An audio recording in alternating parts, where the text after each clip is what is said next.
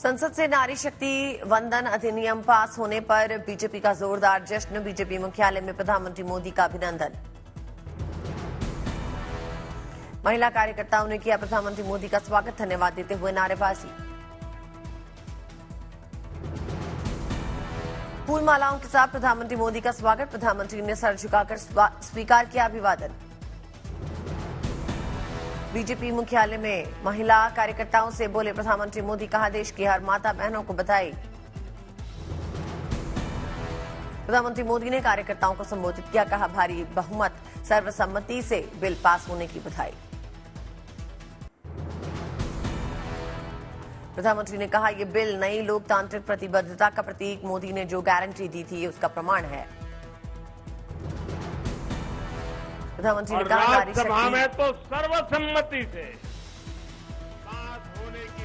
प्रधानमंत्री ने कहा नारी शक्ति वंदन अधिनियम अब सच्चाई है, बेटियों के रास्ते को सुगम बनाने की कोशिश है। आपने जो सरकार को मजबूती दी, आपने जो सरकार को बहुमत दिया, उसी की ताकत है कि आज ये सरकार फैसले भी ले पा रही है और संसद में जाकर के 30 साल से लटके हुए काम को भी पूरा कर पा रही है। प्रधानमंत्री ने कहा जनता की ताकत से सरकार मजबूत फैसले ले रही है, देश को आगे ले जाने के लिए मजबूत सरकार जरूरी। G20 शिखर सम्मेलन में ड्यूटी करने वाले कर्मचारियों के साथ आज भारत मंडपम में डिनर करेंगे प्रधानमंत्री मोदी, करीब 3000 लोग शामिल होंगे।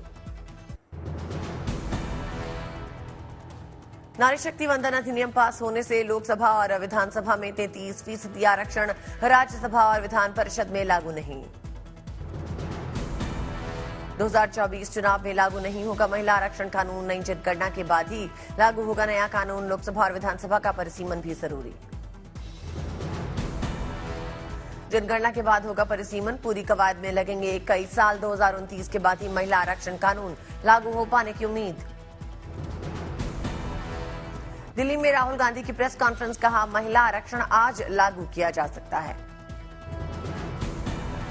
राहुल गांधी ने कहा महिला आरक्षण बिल में 2 कमियां, जनगणना परिसीमन की बात करना सही नहीं। लोकसभा चुनाव 2024 से पहले बड़ा एनडीए का कुनबा एचडी कुमारस्वामी की पार्टी जेडीएस गठबंधन में शामिल। दिल्ली में अमित शाह, जेपी नड्डा और प्रमोद सावंत से मिले कुमारस्वामी, मुलाकात के बाद बीजेपी जेडीएस में गठबंधन पर मुहर लगी। बीजेपी अध्यक्ष जेपी नड्डा ने ट्वीट कर कहा मुझे खुशी है कि जेडीएस ने एनडीए का हिस्सा बनने का फैसला लिया, एनडीए में हम उनका तहे दिल से स्वागत करते हैं। अमित शाह और एचडी कुमारस्वामी के बीच कर्नाटक में सीट शेयरिंग पे भी चर्चा हुई, फिलहाल सीट बंटवारे को लेकर जानकारी नहीं सामने आई।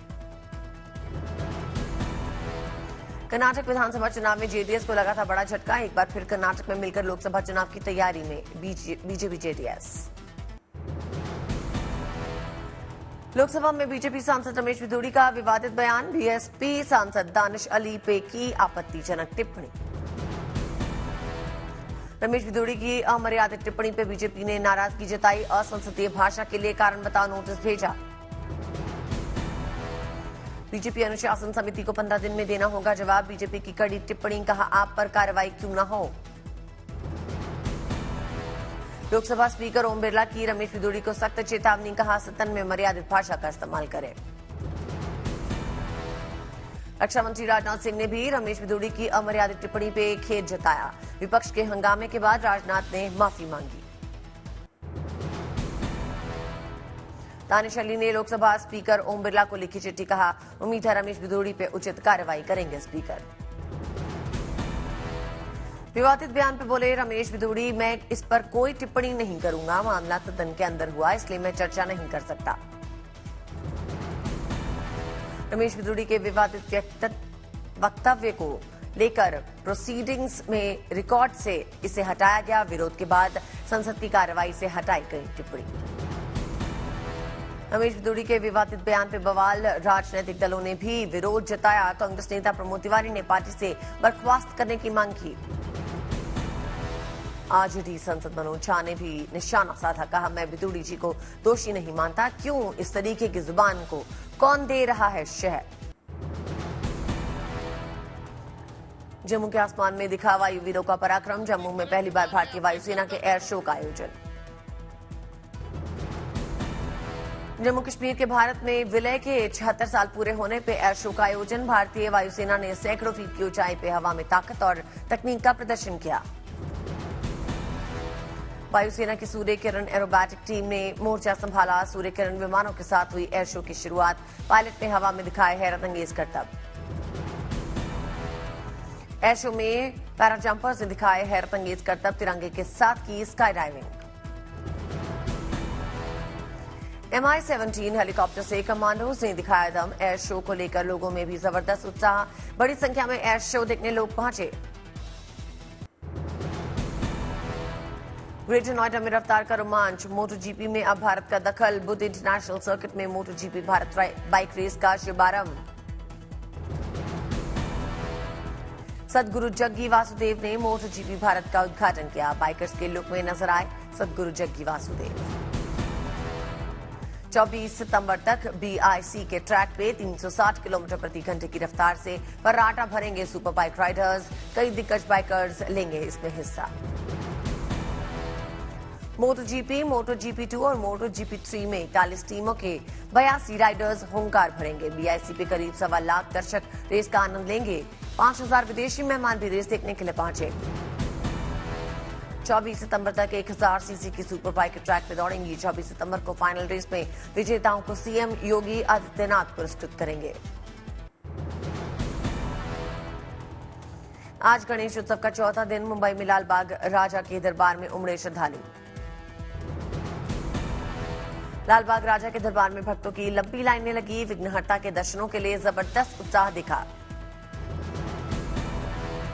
मुंबई में महाराष्ट्र पुलिस की वर्दी में पंडाल में नजर आए गणपति। लोगों को ड्रग्स से दूर रहने का बप्पा संदेश दे रहे। बिहार के गया में सामने आई अनोखी भक्ति। श्रद्धालुओं ने गणपति को चढ़ाया 51 किलो का मोदक। गया के गणपति पंडाल में भक्तों में दिखा गजब का उत्साह। विघ्नहर्ता की उतारी गई आरती। मुंबई के अंधेरी के राजा के दरबार में लगी भक्तों की भीड़। स्कूली बच्चों ने जमकर जयकारे लगाए। अभिनेत्री शिल्पा शेट्टी कुंद्रा पहुंची लालबाग राजा के दरबार। बप्पा का आशीर्वाद लिया। अभिनेत्री सनी लियोनी अपने पति डैनियल वेबर के साथ पहुंची लालबाग राजा के दरबार। लिया बप्पा का आशीर्वाद। पूर्व भारतीय क्रिकेटर सुनील गावस्कर भी पहुंचे लालबाग राजा के दरबार। बप्पा का आशीर्वाद लिया। कोलकाता से 150 श्रद्धालुओं का जत्था अमृतसर पहुंचा। स्वर्ण मंदिर में विधि विधान से पूजा की। वाराणसी में प्रधानमंत्री मोदी के स्वागत को लेकर तैयारियां जोरों पे। मोदी के आगमन से पहले समितियों ने मोदी की तस्वीर लेकर पूजा पाठ किया।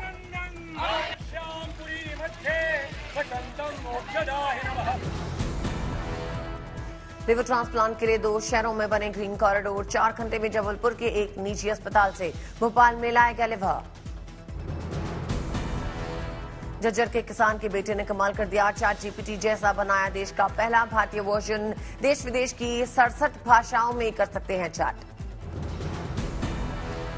इंदौर में मनाया गया वर्ल्ड नो कार डे। सड़क पे नहीं दिखी कारें। दुबई में बंगाल ग्लोबल बिजनेस समिट का आयोजन। पश्चिम बंगाल की मुख्यमंत्री ममता बनर्जी ने इसमें हिस्सा लिया।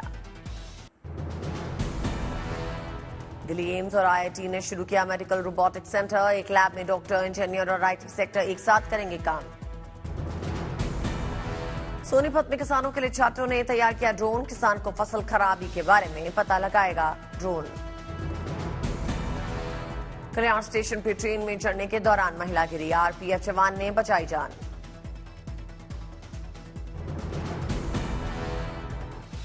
विदेश मंत्री एस जयशंकर 9 दिवसीय दौरे पर अमेरिका पहुंचे। UNGA की बैठक समेत इन कार्यक्रमों में शामिल होंगे।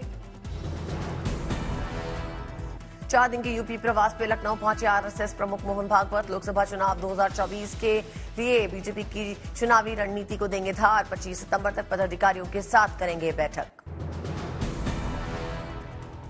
सीहोर में जन आशीर्वाद में शामिल हुए केंद्रीय मंत्री नरेंद्र सिंह तोमर। मध्य प्रदेश के CM शिवराज सिंह चौहान के बेटे कार्तिक चौहान हुए शामिल।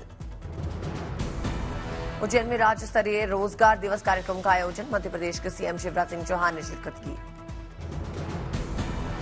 तमिलनाडु के कोयम्बटूर में अभिनेता और एमएनएम प्रमुख कमल हसन ने पार्टी के कार्यकर्ताओं से मुलाकात की। कई मुद्दों पर चर्चा हुई।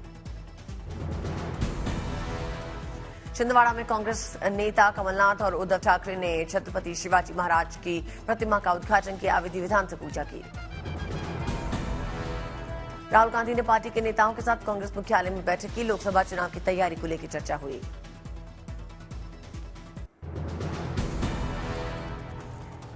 दिल्ली में एप्पल आईफोन 15 की बिक्री की शुरुआत। ग्राहकों में जबरदस्त उत्साह। मुंबई में भी आईफोन ग्राहकों की लगी लंबी कतारें। हाल ही में लॉन्च हुआ एप्पल आईफोन 15।